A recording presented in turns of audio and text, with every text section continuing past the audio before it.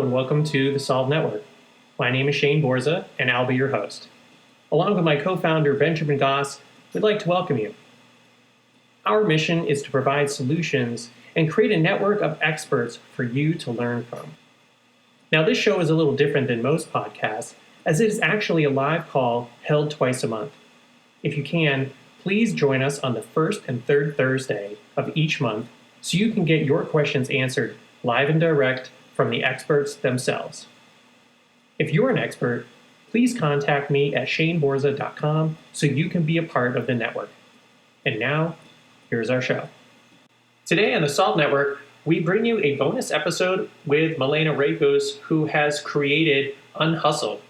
If you missed last week's episode, then please tune in so you can hear this extended and exclusive discussion and Q&A on how to up your business and down the amount of work and effort you're doing in order to achieve your goals.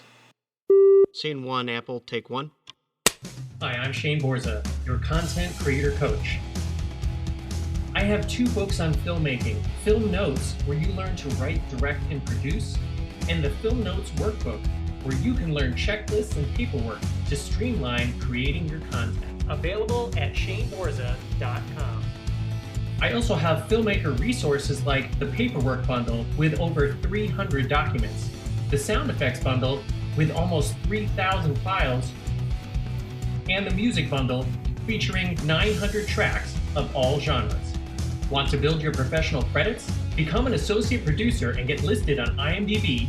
Let me help you get your art out into the world. Scene one, Apple, take one. You've offered certain services that they're like, yep, this is me. This is exactly what I like. This is exactly what I wanna do. Help me do it. So that leaves us to, wait, how did we skip that? We have communication that connects. So this is your kind of your invitation. Now that you've developed your products and services on your website, you want to have the communication, and that's your invitations to your guests, right? And this is where you start your messaging. So your storytelling comes into your messaging with everything that you do. Whether it's what are you gonna do, James? Let's take you you as an example. You're gonna be my guinea pig today. So you have this business, and how are you gonna get the word out? So that's a great question. The current plan is to develop 2 things. One of them would be a signature speech that I could deliver to groups of lawyers that would include my ideal client. And then at the end, there would be my contact information. If they want to go deeper with me, they can reach out.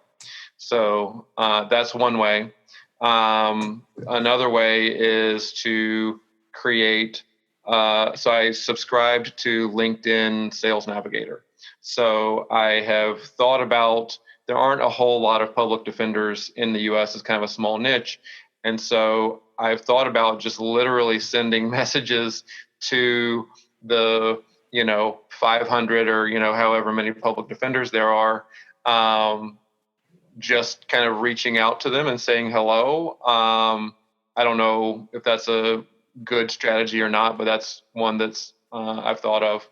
Then, so those are the kind of like the relatively free ways to do it. Other ways that I've considered would be a webinar, running, a Facebook ad, driving people to a webinar from which people can then book a call. Mm-hmm. So those are my 3 main ways and I guess, a Facebook / LinkedIn page on which I post articles. Okay. So that's a really small audience. You're talking about 500 people. It's probably more than 500, but it's not a ton. I mean, like, let's say, there might be 5,000, it's not a ton of people. Okay. So are there any industry associations, any places that they hang out? Yeah, that's true. So that would also be places where I could speak is at those gatherings. So one of the things that we have to do is we have to do a certain amount of continuing education. And so I want to create a continuing education course. It's basically like a 1-hour kind of presentation that once it has been accredited, then I could deliver it nationwide. I could even record it and people could access it digitally. So that's another way. I like it. How many people are you hoping to work with in your first year? You know, if I were to convert, if I worked with 60 people in a year, that would be a huge success, right? That would be probably 10 times the number of people I've worked with in a year, or not 10 times, that'd be like 6 times the number of people I've worked with in a year so far. So for you to work with 60 people, how many people do you have to reach and actually get to? Right. So what's my conversion rate? I feel like if I am speaking to rooms full of public defenders, I will have a higher conversion rate because I'm speaking literally their language and it's not diluted whatsoever. So I feel like I could probably get a 10% kind of lead rate out of 100 people. So then I would need, to convert 60% of them to get my 60 for a year, or, approximately 5 of them really. Right. How does that feel? I can do that. Yeah. The step that I haven't fulfilled is creating the CLE / like my signature speech is going to have a lot to do with the CLE, but they won't be exactly the same. So I need to create that speech. Okay. All right.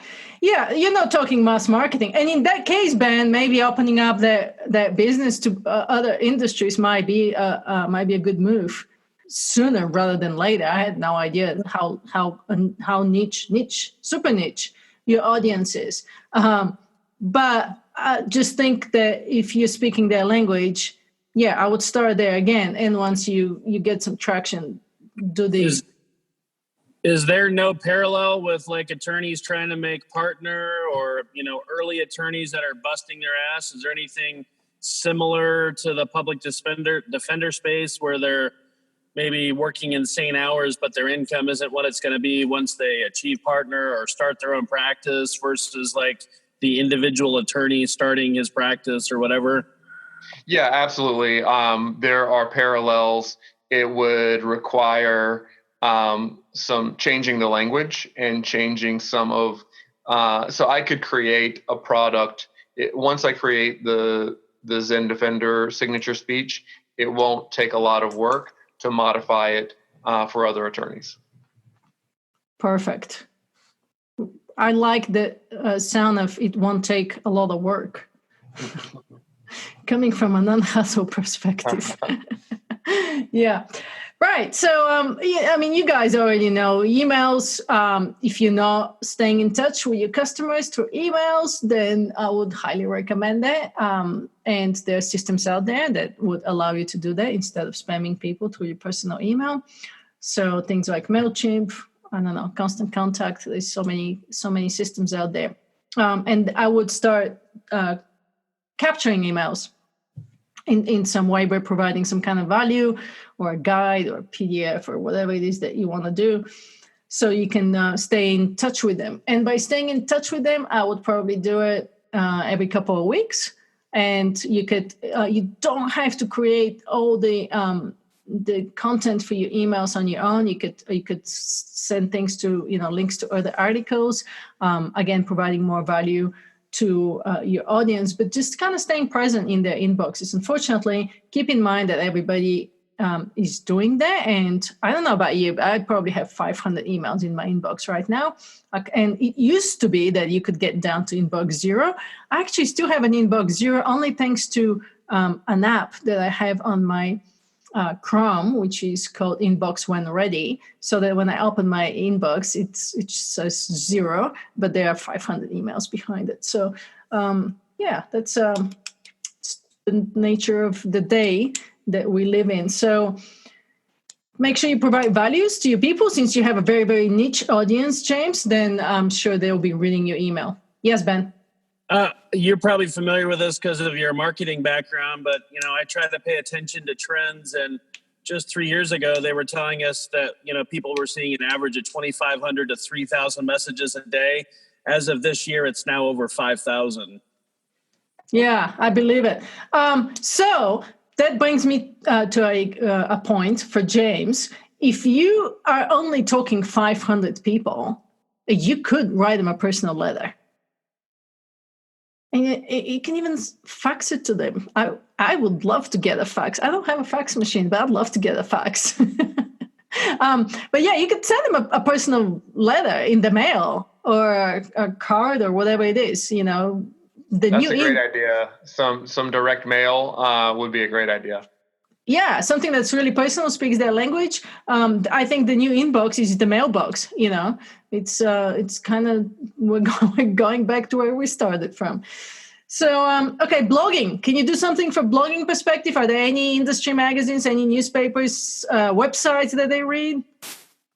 Yeah, I think that a blog would be helpful. And there are definitely law blogs that could point to my blog. So that's something that it would be viable as well. Excellent. So for your social media, you have your LinkedIn. You've identified that that's where they hang out. You have some blogging. You have some personal letters. You have your speaking engagement. What else can you do? Well, one of the things that I have been recommended to do is kind of like create a list of champions that I could reach out to seeking kind of like an introduction. It's basically like you create this champion letter. You reach out to people in industries that have a position of influence that would be willing to help you, and basically say like, hey, here's my champion letter. Do you know anyone that could use my services? And rather than them simply saying, yes, contact John, what they do is they send the email that I drafted for them to John saying, hey, John, James is a public defender just like you. He helps other public defenders avoid burnout, yada, yada, yada. So that's something that is on my to-do list that I haven't done either. That's a good idea. I like it. I was just thinking too, what if these people, what do they do when they get too stressed out? Do they go to like a doctor or a physician or somebody? Can you partner up with somebody? They drink alcohol. Excellent. Send them beer. Yeah. So, part of the whole impetus behind this thing was that I wanted to create a retreat-based business for folks to come to basically decompress. And drink alcohol. Right. Maybe. So retreats are on the menu, but those are, at a higher level of a little bit greater degree of complexity. Right. Okay. Got it. I like it. I think it's going to work. Now, in all of that communication, when you're inviting them in your letter, in your website, in your messaging, you're going to remember that personal story. You're going to remember the character, the guide. You already said it. It's in your head. So just grab them right away. So you have that hook. And then from there, you clarify that problem. You explain why it's a problem. You explain how you can help them. And you show them the transformation. Awesome. Cool. Can I tell you a story about a personal letter that with a small type market? One of my niches is home improvement, and I specialize in storm damage. And there was a particular neighborhood in Omaha, Nebraska, where not very many contractors would go in there because they all had expensive wood shake roofs, and most of the roofing contractors don't know how to get them approved through insurance. So I had some success in the neighborhood just by knocking doors. Literally, I knocked doors, said hello, got some deals done, right? Got some difficult roofs approved. And then what I did was myself and my assistant drove through the neighborhood, and in about 3 hours, we mapped out all the roofs that were still old wood shake roofs versus had already been changed, all that sort of thing. we had a universe of roughly 60. I don't remember exactly how many it was, but it was a neighborhood of probably about 100, probably around 100 houses, maybe 80. Wasn't that many, right? And probably less than 20, 25% of the neighborhood had new roofs.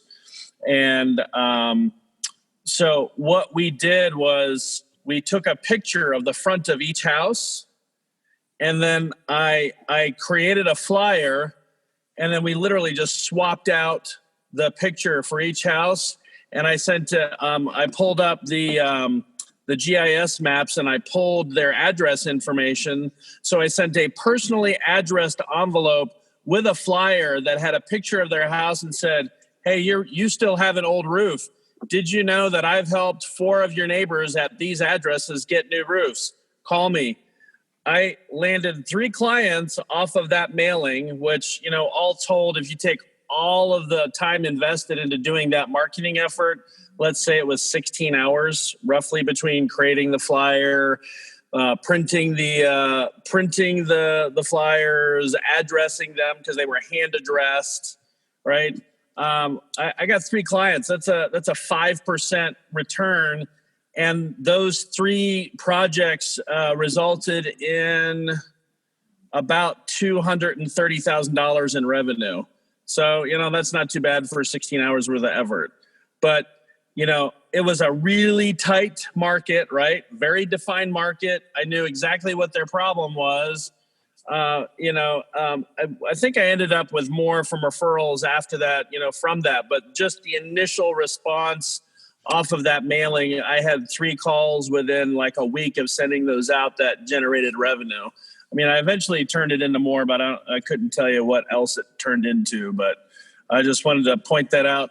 And I don't know if you want to comment a little bit more on the direct for a tight market, like that direct appeal versus maybe one of the other things that I've played around with is like a 3-dimensional marketing piece, like throw a chess piece in an envelope and say, tape it to a card and say, it's your move next, or the next move is yours, or something like that.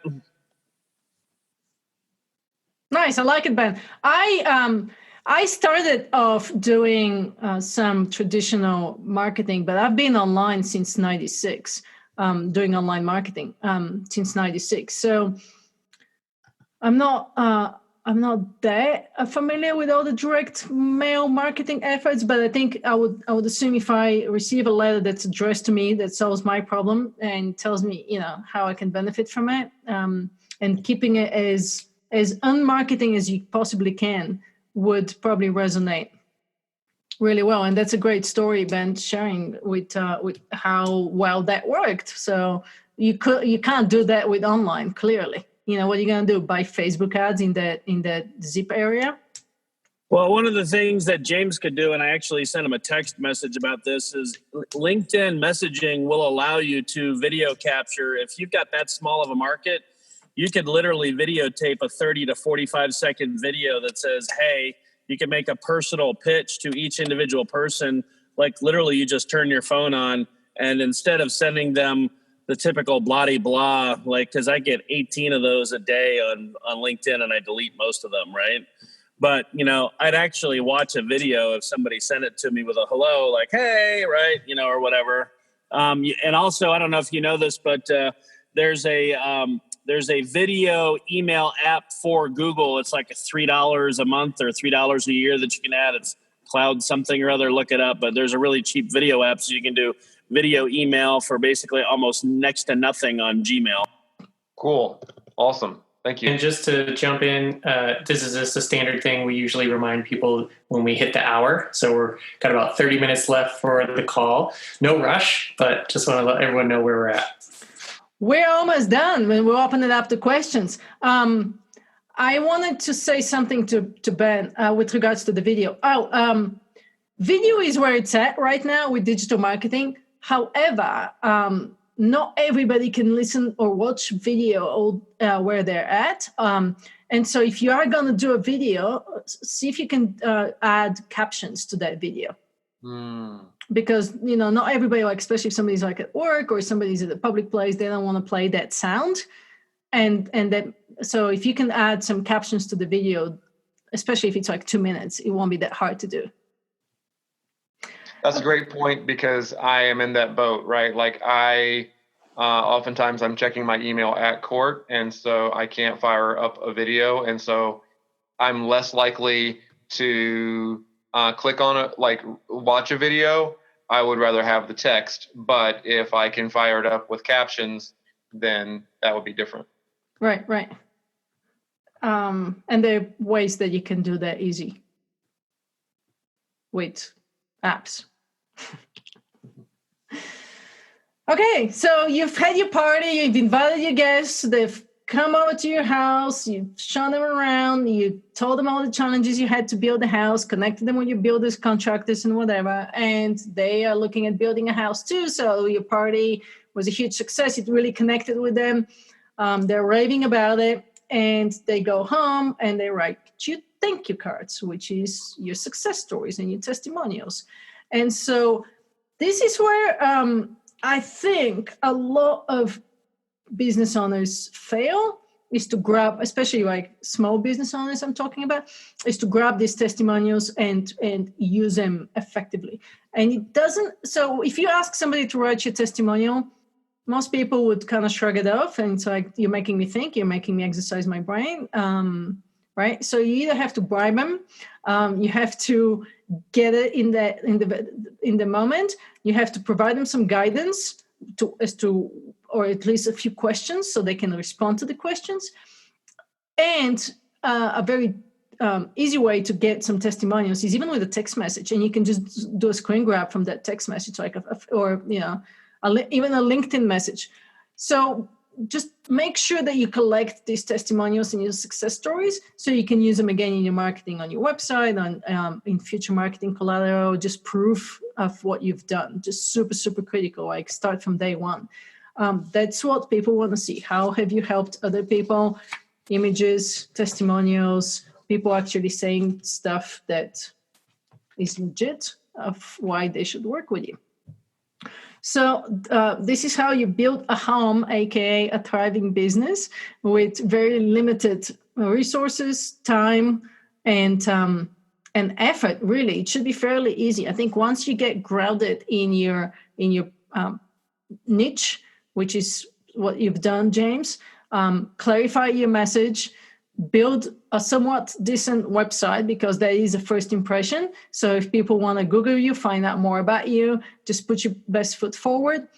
Make sure your communication is clear and addresses their point, and use your services.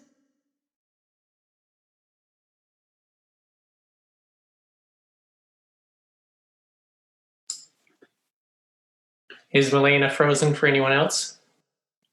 Yeah. I don't know, Milena, if you can hear us. You have frozen and you're stuck. While we're waiting for her to come back, I didn't want to make light of this, but I couldn't help but laugh when James was talking about his program, and he was saying that, the attorneys like to drink, and you had your idea of wanting to have a retreat that they could go to. And the first thing that popped in my head is the Zen Defender microbrew, which you could serve at your retreats, or you could make the Zen Defender microbrew and put the messaging on the bottle, make a gift pack, like a collectible box and everything, and you bring a 6-pack of bottles to a law office and you drop it off. Wow. And then you have a branded product. You don't even need to make the microbrew. You just find a friend that does it. You have someone design the bottles or the labels. You don't have to make the bottles or anything.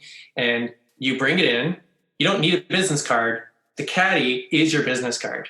And it's Zen Defender Brew. And then they get to de-stress by having some drinks, reading the information, and then one of them will decide, even if we don't like this guy, let's have him come back and give us a talk, just so maybe he'll bring another 6-pack. That is absolutely brilliant. Sorry, Milena, it was just I had the Zen Defender microbrew idea pop into my head when he was talking about how they drank to relax, and I figured I'd buy you some time. So nice, thank you. Wrap up. And the Zenda vendor pub crawl for Vegas. There you go. Yeah. Nice. Yeah, sorry, my computer died unexpectedly on me. I'm having like charging issues with that cable, so sorry about that. So I switched to my phone. Can you guys hear me?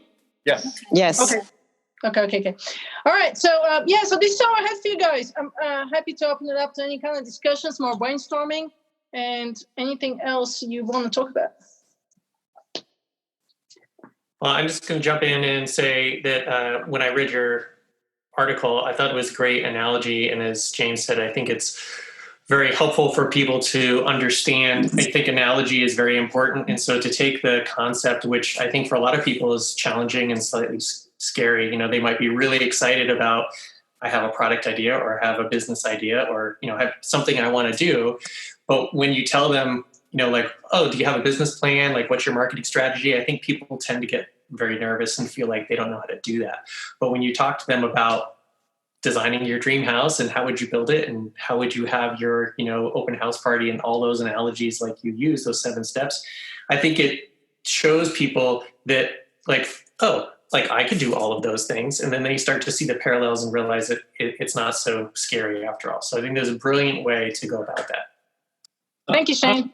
I wanted to see if you could maybe, because a number of my contacts, they don't own their own business, but they're either a 1099 sales rep, or maybe they're in a network marketing business, which is also 1099, or maybe they're a sales representative for a company.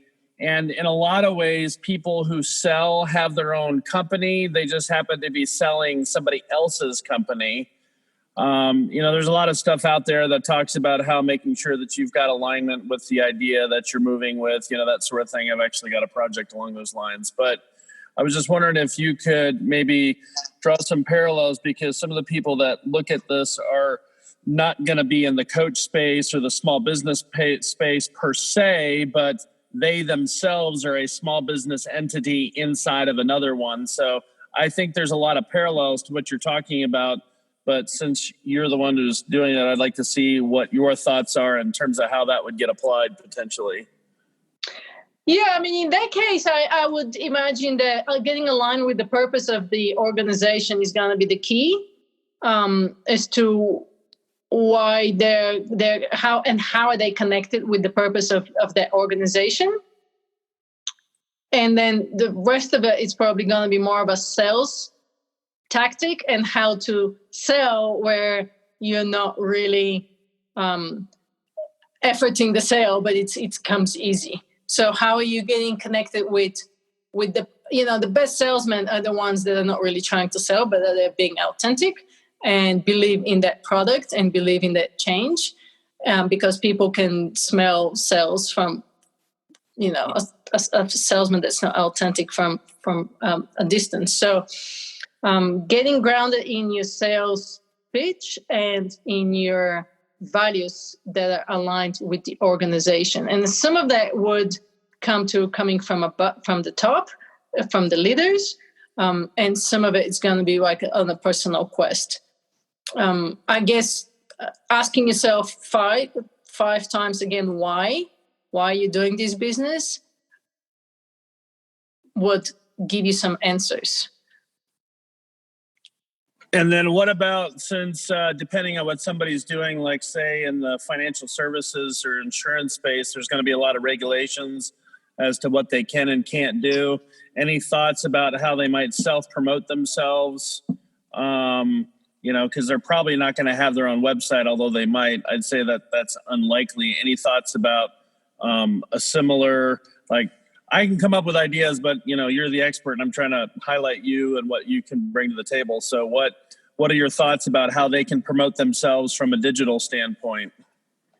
Well, I think you're absolutely right. There are a lot of regulations from a financial perspective, but I think the biggest thing they can do is come up with that one-liner that explains to people what they do and the problem that they solve. So the next time they're there at the party, you don't just say, what do you do? I'm a financial planner, I'm a financial advisor. But instead, you start with the problem and you say, people want to retire early.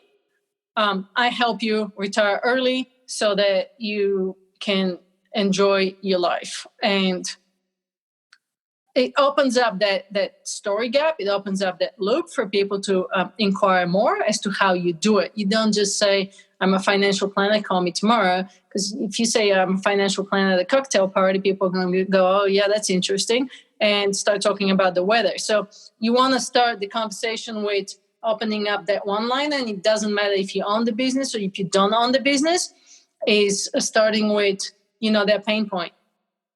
Like, I wanted to recommend another book called it's either Selling with a Purpose or Noble Selling. I can't remember what it's called, but the author is Lisa Earl McLeod, and she kind of parallels your thought, and she talks about how your purpose for what you sell, like you need to have a noble purpose. Like your purpose can't just be to make money, right? So I don't remember the exact analogy, but she talked about how there was one person who's a realtor that's highly successful, and they didn't say I sell houses or I make a lot of money in real estate. Their tagline or their one-liner, whatever they were talking about was, hi, my name's Jane Doe with Keller Williams Realty, and I bring people home. Right. That was her tagline, right? So when you think of the word home, that's got a lot of, emotional connotations to it. I mean, that's not necessarily good for everybody, but, most people have a good feeling when they hear the word home and what that means. But I just wanted to throw that out maybe as a parallel thought, or is that kind of along? Yeah, no, that makes sense. So you're selling an emotion. You're not selling a benefit. You're not saying I sell houses. Let me sell your house. You're selling an emotion, and that would appeal a lot more with people. So, yeah, absolutely. And there's so many great books right now out there in terms of just listening to a podcast. And I cannot remember the book. The book. I have to look it back, Shane, and I'll send you the link. But from a sales perspective, everybody is a salesperson, whether you own your own business or you work for somebody. So getting really grounded in the values of the company and being able to say the 5 values that the company stands for would be a huge advantage to business owners who have employees, because you're turning all of your employees into a sales force. But having that one-liner for a company is gonna make you get everybody on the same page. So if you have a big company, let's say it's a big finance company, or in your case, the real estate agent, we get you home. That needs to be a little bit longer as to why you need to get home. That's the end result. But I think the opening is your house is where you find peace and quiet. It's really hard to get peace and quiet in the marketplace these days because everybody's so busy. We help you find the perfect home where you can you can rest at the end of the day. So it's just a little bit longer sentence that elaborates the problem and the solution and how you can help them. But having that one-liner for a company, I think, is going to be critical to get everybody on the same page. So I did have one thing that I wanted to ask Milena is, so for people starting, as I said, it could be a company, it could be a project. I found that there's kind of two kinds of people. There's, generally speaking, they're the people who are super excited and they just want to dive in and go 100%. And, they're getting up early to work on it. They're staying up late to work on it. They're spending their weekends on it. It's just they're just doing it all the time.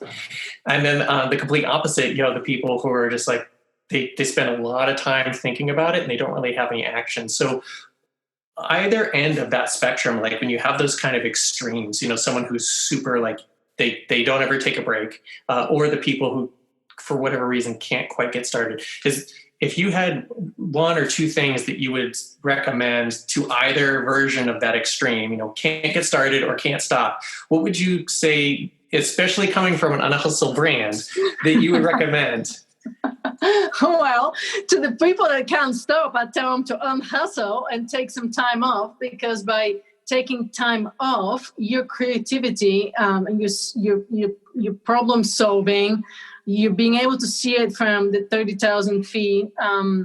Your marathon building a business takes a lot of time and energy, and going slow is more sustainable than going at 100 miles an hour, because you can't do it all day every day, because you will end up burning out. So if you're really passionate about your project, which a lot of first-time entrepreneurs or second or third or serial are and executives, then it's super, super critical to take care of yourself and to actually live your life and spend time with family, because at the end of the day, we have a life to live, and the business is great. And when you work and you're focused, but by taking that time off and taking care of yourself, you're actually doing a huge service to yourself and to your family. And you can't lead from a depleted point of view. Now, to the people that can't get going, I would just say, start with something super, super small. Do something super small, but just start. You just got to start, like one little step in front of the other. We get into that paralysis analysis. We get into procrastination, and these are all fears. So take a cold shower in the morning to give you a lot of courage, and it will shift your perspective. Take care of yourself, eat well, exercise.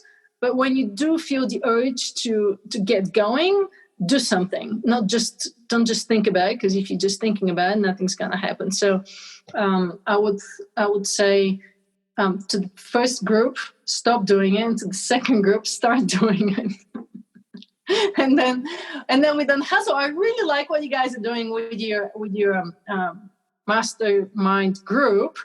And I was just gonna add that I'm looking at starting the Unhustle Mastermind monthly membership program in 2020.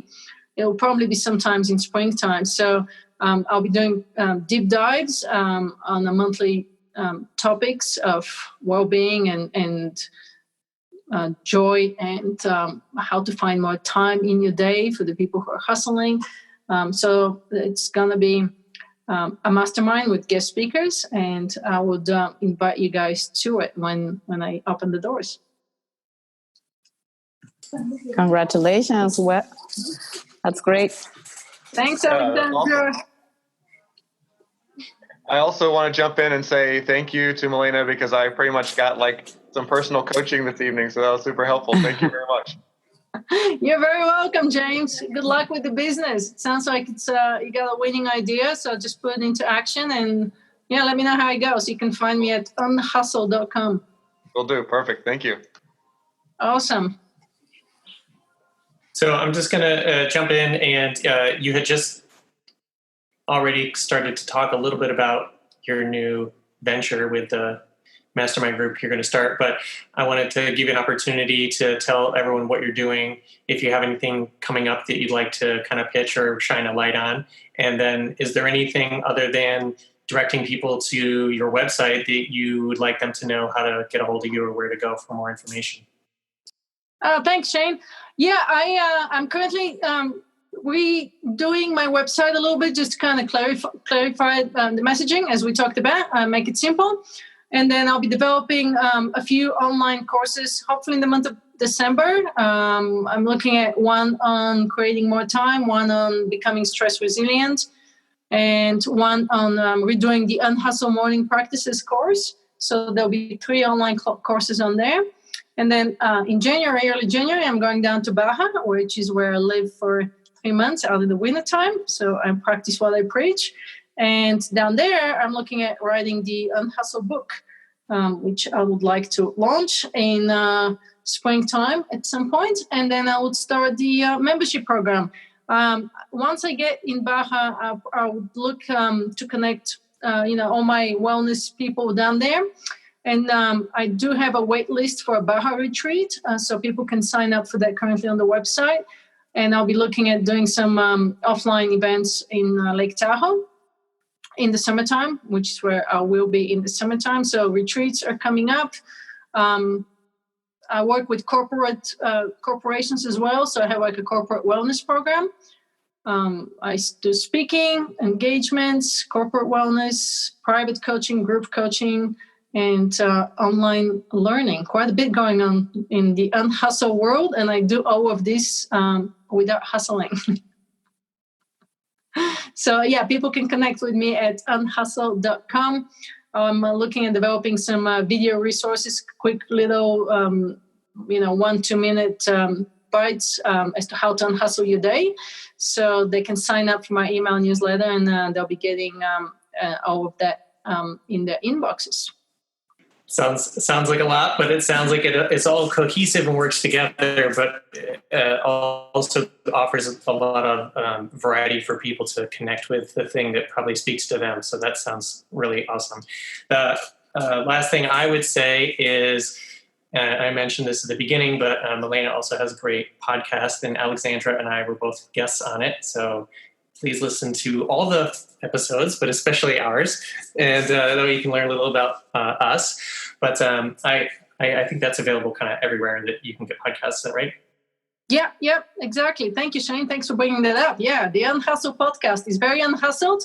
I don't have a specific structure to it. I do have a few more episodes that are ready to go to upload, and I do have quite a few people contacting me to do new episodes.